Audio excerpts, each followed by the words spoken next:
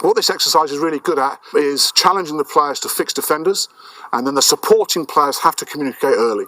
If the supporting players don't communicate early, they're going to get in all sorts of trouble. Okay, so what are the key things we need to be doing when we're attacking these defenders? Fixing them. Okay, so we've only got 3.5 metres in the first grid, so let's make sure we've got to move the defenders. You run down the middle of the grid, what's going to happen? Okay, what's the second man got to do?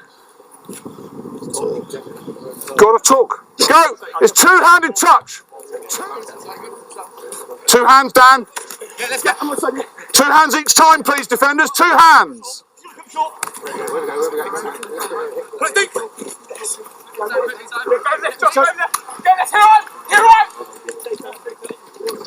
So you'll be able to hear through the microphone how much noise there is from these players.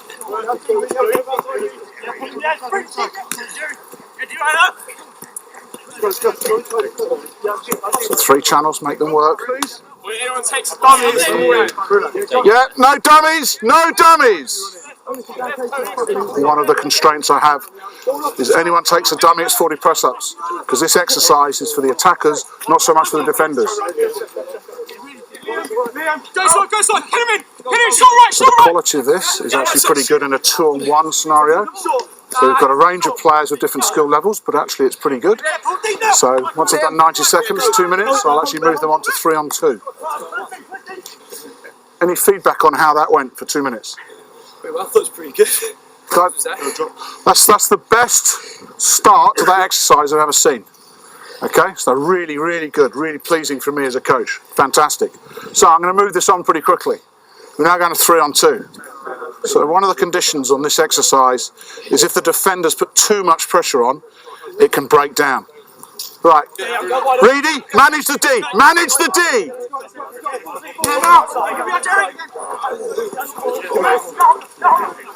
So you got first, okay? Yeah. Great line, Dan O'Leary! Manage it, manage the DL, please! Steve, manage the D. So as you can see from this exercise, it's much more challenging. So you've got to do this exercise at pace.